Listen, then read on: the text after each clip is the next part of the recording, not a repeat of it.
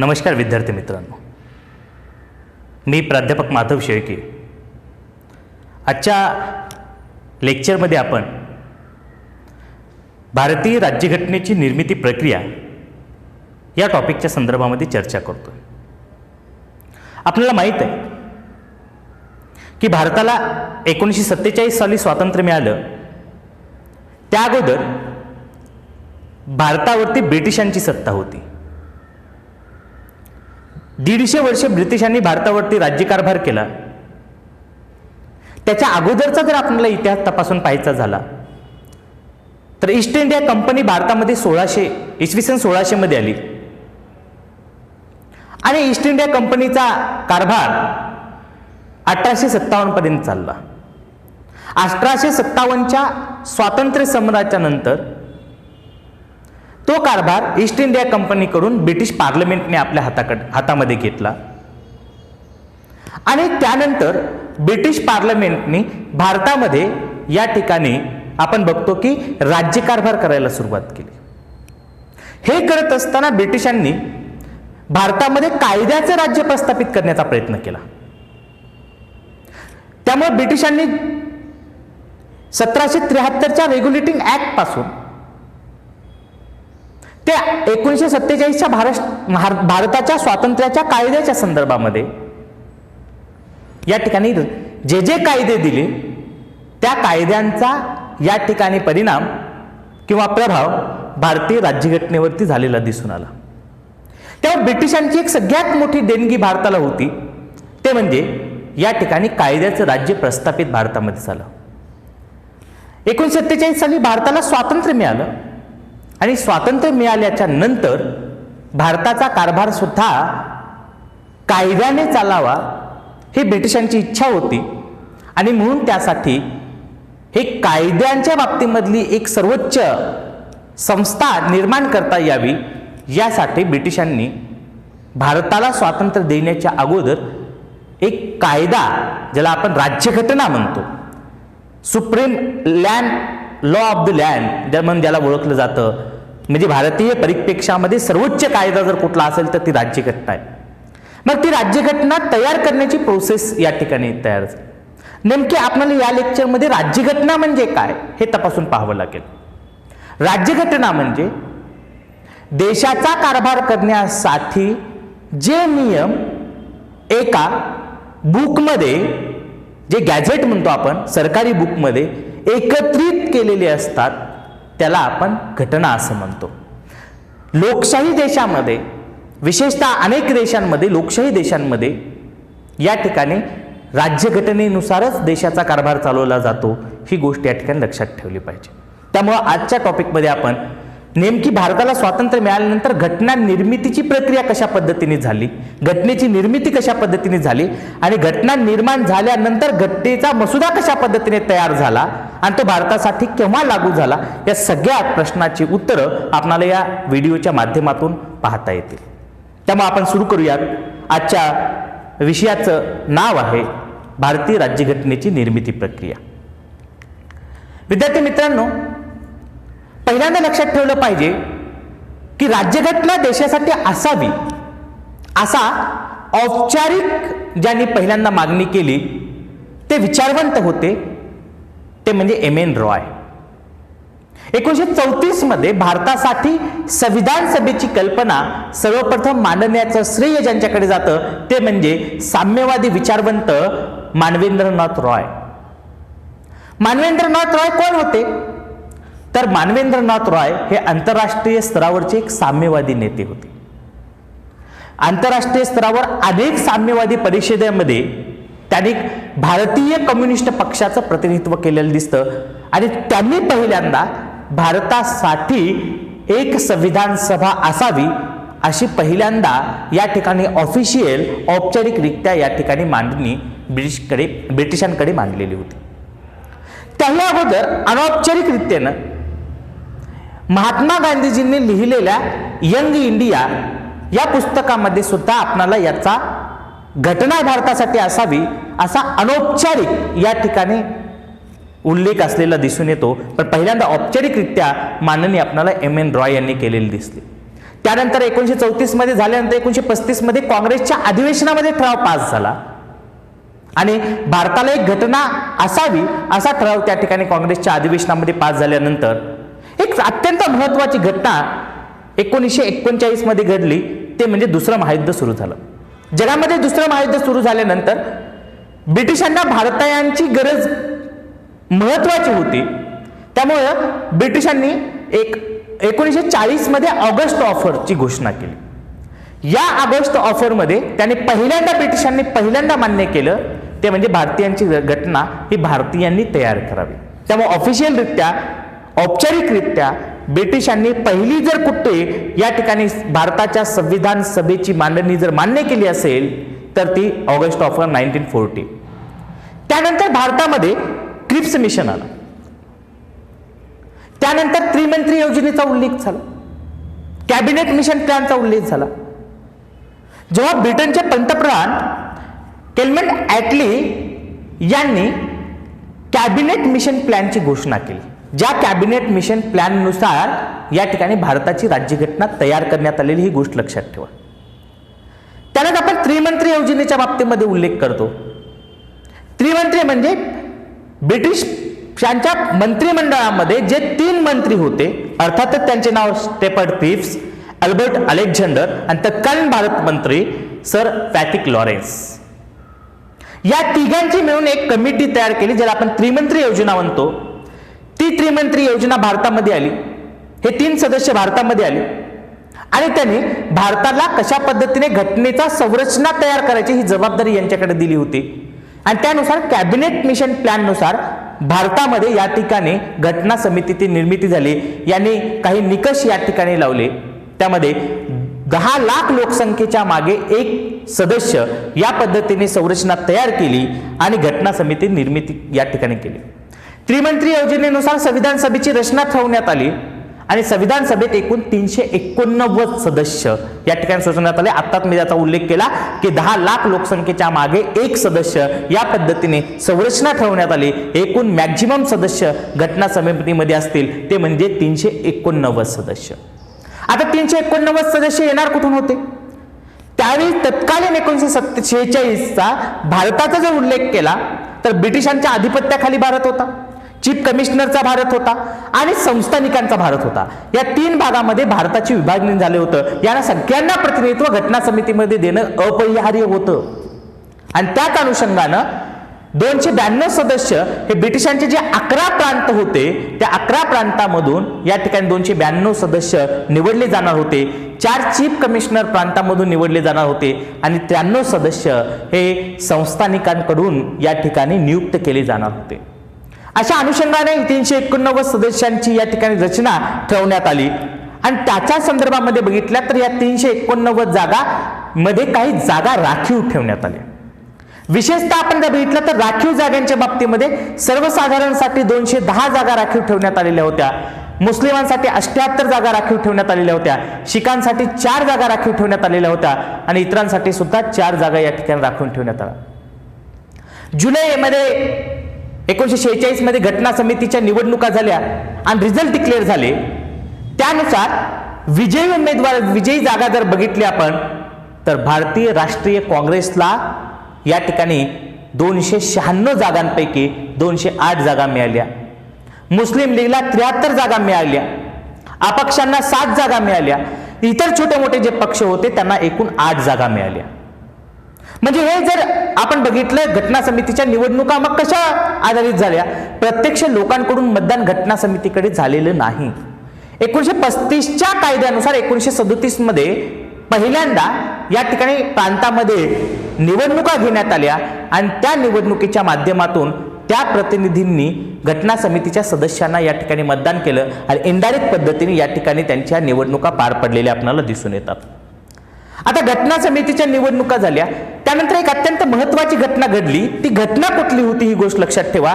ती घटना होती ती म्हणजे या ठिकाणी आपण भारताला स्वातंत्र्य मिळाल्यानंतर घटना समितीमध्ये निवडणुका झाल्यानंतर ज्या ठिकाणी 208 जागा भारतीय राष्ट्रीय काँग्रेसला मिळाल्या आणि 73 जागा मुस्लिम लीगला मिळाल्या, तेव्हा मुस्लिम लीगला वाटलं की आता भारतामध्ये आपला टिकाव लागणार नाहीये, भारतीय राष्ट्रीय काँग्रेसचंच बहुमत होईल. त्यामुळे त्यांनी या ठिकाणी संविधान सभेमध्ये सामील होण्याचं नाकारलं आणि वेगळ्या पाकिस्तानची मागणी या ठिकाणी सुरू केली.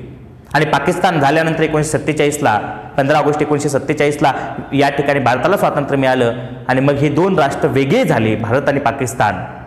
आणि त्या अनुषंगानं मग ब्रिटिशनी जी काही रचना तयार करून ठेवलेली होती त्या रचनेतून मुस्लिम लीग बाहेर पडली आणि वेगळ्या पाकिस्तानमध्ये गेली. आणि मग त्यानंतर मुस्लिम लीग बाहेर पडल्यानंतर जे काही चित्र होतं घटना समितीचं, त्यामध्ये घटना समितीमध्ये 299 या ठिकाणी जागा राहिलेल्या होत्या. 389 जागांपैकी फक्त 299 जागा या ठिकाणी भारतीय घटना समितीमध्ये शिल्लक होत्या. 9 डिसेंबर 1946ला पहिलं अधिवेशन या ठिकाणी घटना समितीचं झालं आणि त्या घटना समितीच्या पहिल्या अधिवेशनाचे अध्यक्ष म्हणून, अर्थात फ्रान्सच्या धर्तीवरती ही निवड करण्यात आली. म्हणजे ज्या सभेमध्ये वयाने सगळ्यात जास्त सिनियर मोस्ट जो सदस्य असेल त्याला त्याचा अध्यक्ष निवडायची ही फ्रान्सची पद्धत होती. त्याच अनुषंगानं सच्चिदानंद सिन्हा हे या ठिकाणी हंगामी अध्यक्ष म्हणून घटना समितीचे झाले आणि फ्रँक अँथोनी हे हंगामी उपाध्यक्ष म्हणून घटना समितीचे झाले. त्यानंतर 2 दिवसांनी घटना समितीची पुन्हा दुसरी बैठक झाली आणि या दुसऱ्या बैठकीमध्ये 11 डिसेंबर 1946 रोजी संविधान सभेचे परमनंट स्थायी अध्यक्ष म्हणून डॉक्टर राजेंद्र प्रसाद यांची निवड करण्यात आली, तर उपाध्यक्ष म्हणून एच.सी. मुखर्जी यांची निवड करण्यात आली. या घटना परिषदेचे सल्लागार म्हणून, कायदेविषयक सल्लागार म्हणून बेनगेल नरसिंह राव B.N. राव यांची या ठिकाणी निवड झालेली आपल्याला दिसून येते. या सगळ्यांचा आपल्याला अभ्यास या घटना समितीमध्ये करता येतो. आता त्याही अनुषंगाने आपल्याला चर्चा करता येते की 3 जून 1947 रोजी माउंटबॅटन जो प्लॅन तयार झाला, 3 जून 1947 रोजी माउंटबॅटन प्लॅननुसार भारताची फाळणी करण्यात आली आणि भारताची फाळणी झाल्यानंतर या ठिकाणी मुस्लिम बहुसंख्या असलेला वेगळा पाकिस्तान आणि हिंदू बहुसंख्या असलेला हिंदुस्थान अशा पद्धतीने विभागणी झाली. आणि त्यानुसार घटना समितीची जी पुनर्रचना होती ती पुनर्रचना या ठिकाणी दिसून येते. म्हणजे 3 ऑक्टोबर 1947 रोजी घटना समितीची पुनर्रचना झाली आणि त्यामध्ये 389 जी सदस्य संख्या ठेवण्यात होती. पाकिस्तान बाहेर पडल्यामुळं घटना समितीतून या ठिकाणी सदस्य संख्या कमी करण्यात आली आणि 299 जागा या घटना समितीच्या या ठिकाणी ठरवण्यात आल्या. त्यापैकी 226 जागा या प्रांतामधून निवडून देतील, 3 चीफ कमिशनर कडून निवडल्या जातील आणि संस्थानिकांसाठी 70 जागा असतील. अशा पद्धतीची या ठिकाणी संरचना आपल्याला ठरवलेलं दिसून येते. आता ही घटना समितीचं पूर्ण स्ट्रक्चर झाल्यानंतर घटना समितीमध्ये महिलांना सुद्धा पुरेसं प्रतिनिधित्व दिलं गेलं होतं. घटना समितीमध्ये एकूण 15 महिला निवडून आलेल्या होत्या. त्या 15 महिला कुठल्या होत्या यांची आपल्याला नावं माहीत असणं गरजेचं आहे, कारण MPSCच्या एक्झाममध्ये बऱ्याच वेळेस प्रश्न या ठिकाणी विचारला गेलेला आहे. पहिला आहे आमू स्वामीनाथन, एनी मस्करीन, बेगम एजाज रसूल, दक्षियाने वेलुयादन, दुर्गाबाई देशमुख, हंसा मेहता, पूर्णिमा बनर्जी, रेणुका रे, सरोजिनी नायडू, विजयलक्ष्मी पंडित, सुचिता कृपलानी, कमला चौधरी, लीला रे, मालती चौधरी आणि राजकुमारी अमृत कौर. या 15 महिलांचा समावेश आपल्याला घटना समितीमध्ये झालेला दिसून येतो. आता घटना समितीचे काम कुठले होते, तर पहिलं काम या ठिकाणी बघूयात घटना समितीचं काय होतं. ते घटना समिती घटना तयार करणार होती. आता घटना तयार करण्यासाठी म्हणून 13 डिसेंबर 1946 रोजी पंडित जवाहरलाल नेहरू यांनी उद्दिष्टांचा ठराव घटना समितीमध्ये मांडला होता आणि तो उद्दिष्टाचा ठराव 22 जानेवारी 1947 ला संमत झाला. त्या उद्दिष्टाच्या ठरावामध्ये काय होतं, तर कुठल्या अनुषंगानं कुठल्या मुद्द्यावरती घटना बनवली पाहिजे तेच मुद्दे या ठिकाणी प्रस्तुत करण्यात आले. त्याला आपण घटनेच्या या ठिकाणी उद्देश पत्रिका म्हणतो. ती उद्देश पत्रिका या ठिकाणी सादर केली आणि त्या अनुषंगाने भारतीय राज्यघटना बनवण्यात आली. दुसरा मुद्दा होता की मे 1949 मध्ये आपण राष्ट्रकुलाच्या सदस्याला अनुमोदन दिलं. आता राष्ट्रकुल सदस्य म्हणजे काय, ज्या राष्ट्रावरती ब्रिटिशांची सत्ता होती त्या राष्ट्राचे जे सदस्य असतील त्यांनी जी संघटना तयार केलेली एकत्र येऊन त्याला आपण राष्ट्रकुल म्हणतो. ही गोष्ट या ठिकाणी लक्षात ठेवा. मग मे 1949 रोजी आपण राष्ट्रकुलाचे सदस्य याला आपण मान्यता दिलेली होती. 22 जुलै 1947 ला आपण राष्ट्रध्वजाला ची स्वीकृती केली. या ठिकाणी लक्षात ठेवा, राष्ट्रध्वजाचा जो आपण स्वीकार केला, पिंगली व्यंकय्या यांनी तो डिझाईन केलेला होता. त्या राष्ट्रध्वजाला मान्यता 22 जुलै 1947 ला आपण दिली आणि 24 जानेवारी 1950 ला भारताचे राज्य चिन्ह आपण स्तंभ जो आहे आपला अशोक स्तंभ त्याला मान्यता दिली आणि 24 जानेवारी 1950 रोजी भारताचे राष्ट्रगीत आणि राष्ट्रगान हे स्वीकृत केलं. ही गोष्ट या ठिकाणी लक्षात ठेवली पाहिजे. सगळ्यात महत्त्वाचं आता वेगवेगळ्या कमिट्या या ठिकाणी करण्यात आल्या. घटना समितीच्या बाबतीमध्ये वेगवेगळ्या कमिट्या या ठिकाणी करण्यात आल्या. त्या कमिटीच्या माध्यमातून या ठिकाणी घटना समितीचं काम चालवलं जाणार होतं आणि म्हणून ही गोष्ट लक्षात ठेवली पाहिजे की या सगळ्या कमिट्यांना एकत्रित करून मग मेजर कमिट्या या ठिकाणी 22 होत्या. या 22 कमिट्यांच्या संदर्भामध्ये घटना तयार केली. त्या कमिटीकडे ती जबाबदारी दिली आणि त्या अनुषंगानं घटनेचा एक ड्राफ्ट तयार केला गेला. तो ड्राफ्ट शेवटी मसुदा समितीकडे आला आणि अत्यंत महत्त्वाची समिती होती ते म्हणजे मसुदा समिती. या मसुदा समितीचे अध्यक्ष डॉक्टर बाबासाहेब आंबेडकर होते.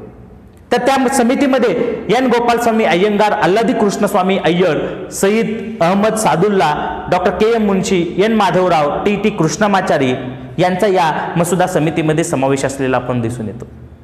या घटना समितीच्या मसुदीच्या बाबतीमध्ये आपण चर्चा करतो. त्या मसुद्याचं पहिलं वाचन या ठिकाणी लक्षात ठेवा फेब्रुवारी या ठिकाणी 1948ला घटना समिती समोर ते सादर झालं आणि प्रथम वाचन 4 नोव्हेंबर 1948 ते 9 नोव्हेंबर 1948ला झालं. दुसरं वाचन 15 नोव्हेंबर 1948 ते 17 ऑक्टोबर 1949 पर्यंत चाललं. तृतीय वाचन 14 नोव्हेंबर 1949 ते 26 नोव्हेंबर 1949 पर्यंत चाललं. या वाचनादरम्यान भारतीय जनतेकडून काही तक्रारी मागवण्यात आल्या होत्या, काही सूचना मागवण्यात आलेल्या होत्या. त्या सूचनेची संख्या जर बघितली तर भारतीय जनतेने त्याच्यामध्ये किती उत्स्फूर्त प्रतिसाद दिलेला होता हे लक्षात येईल. जवळपास 7353 सूचना तक्रारी घटना समितीकडे आलेल्या होत्या, म्हणजेच मसुदा समितीकडे आलेल्या होत्या की याच्यामध्ये तुम्ही चेंजेस करावं. आणि त्यापैकी 2473 तक्रारीचे घटना समितीसाठी निर्वाचन करण्यात आलं आणि ते बदलण्यात सुद्धा आलं. त्या अनुषंगाने घटना समिती हे सगळं जे अत्यंत जेकरीचं काम होतं ते डॉक्टर बाबासाहेब आंबेडकर यांच्या योगदानामुळे पार पडलं. म्हणून डॉक्टर बाबासाहेब आंबेडकरांना आपण घटनेचे शिल्पकार म्हणून ओळखतो. आता ही घटना तयार झाली. 26 नोव्हेंबर 1949 रोजी घटना स्वीकृत करण्यात आली आणि त्या घटनेवरती 299 सदस्यांपैकी शेवटच्या बैठकीमध्ये या ठिकाणी 284 सदस्यांनी सह्या केलेली आपल्याला मूळ घटनेवरती दिसून येतात. त्यावेळी मूळ घटनेत 22 भाग होते, 395 कलमा होते आणि 8 परिशिष्टाचा समावेश असलेला आपल्याला दिसून येतो. सध्या भारताच्या राज्यघटनेत 452 कलम, 26 भाग आणि 12 परिशिष्ट असलेले दिसून येतात. 26 जानेवारी 1930ला या ठिकाणी प्रथम स्वातंत्र्य दिन म्हणून आपण साजरा केला होता. रावीनदीच्या तीराई पंडित जवाहरलाल नेहरू यांनी या ठिकाणी लक्षात ठेवा मोतीलाल नेहरू हे सगळे व्यक्ती एकत्र येऊन एक ध्वज फडकावलेला होता. स्वातंत्र्याचा ध्वज म्हणून त्याला स्वातंत्र्य दिन म्हणून साजरा केला होता. ती तारीख आपण निवडली आणि 26 जानेवारी 1950 पासून नवीन राज्यघटनेचा देशामध्ये कारभार या ठिकाणी आपल्याला सुरू झालेला दिसून येतो. म्हणून हा दिवस सर्व देशांमध्ये आपण प्रजासत्ताक दिन म्हणून साजरा करतो. घटना तयार करण्यासाठी जवळपास 63,96,729 रुपये म्हणजे जवळपास 64 लाख रुपये खर्च केलेला होता. घटना तयार करण्यासाठी 2 वर्ष 11 महिने 18 दिवस इतका प्रचंड कालावधी लागलेला होता. या घटना कालावधी तयार करण्यामध्ये 60 देशांच्या राज्यघटनेचा आपण अभ्यास केलेला होता. या कालावधीत संविधान सभेची 11 सत्रे पूर्ण झालेली होती. या दरम्यान संविधान सभेने 166 दिवस काम केलेले होते, तर मसुदा समितीने 114 दिवस आपल्याला काम केलेले या ठिकाणी दिसून येतं. आता या घटना समितीच्या बाबतीमध्ये जेव्हा आपण चर्चा करतो त्यावेळेस आपण घटना तयार करत असताना वेगवेगळ्या देशाकडून वेगवेगळी तत्व सुद्धा घेतलेली आहेत. वेगवेगळ्या देशाकडून आपण वेगवेगळी तत्व घेतली आहेत. कारण 60 देशांच्या राज्यघटनेचा अभ्यास डॉक्टर बाबासाहेब आंबेडकरांनी केल्यानंतर त्या देशामध्ये जे चांगले तत्व आहेत ते आपल्या भारतीय समाजवादितेमध्ये पसतात. ते तत्व भारतीय राज्यघटनेमध्ये घेण्याचं काम या ठिकाणी केलं गेलेलं आहे. त्यामुळे आपण ब्रिटनकडून कुठले तत्व घेतले? संसदीय लोकशाही, एकेरी नागरिक तत्व, लोकसभेचे सभापतीपद, संसदीय विशेषाधिकार हे तत्व आपण ब्रिटिशकडून घेतलेले आहेत. तर अमेरिकेकडून आपण मूलभूत अधिकार, काही फंडामेंटल राईट्स या ठिकाणी आपण घेतले आहे. संघराज्य व्यवस्था, सर्वोच्च न्यायालय, न्यायालयीन पुनर्विलोकन, घटनेची सर्वोच्चता, उपराष्ट्रपतीपद, राज्यसूची, राष्ट्रपतीचा दर्जा व अधिकारामधील काही तरतुदी आपण या ठिकाणी अमेरिकेकडून घेतलेले. फ्रान्सकडून आपण स्वातंत्र्य, समता, बंधुता, भारतीय गणराज्य, मूलभूत अधिकाराच्या काही तरतुदी, राष्ट्रपती दर्जा व अधिकार याच्यामधल्या काही तरतुदी. कॅनडाकडून आपण संघराज्यीय पद्धती, राज्य पालांची जी नियुक्ती आहे ते आणि त्या अनुषंगानं शेषाधिकार हे केंद्राकडे असतील ही तरतुदी आपण कॅनडाकडून घेतले.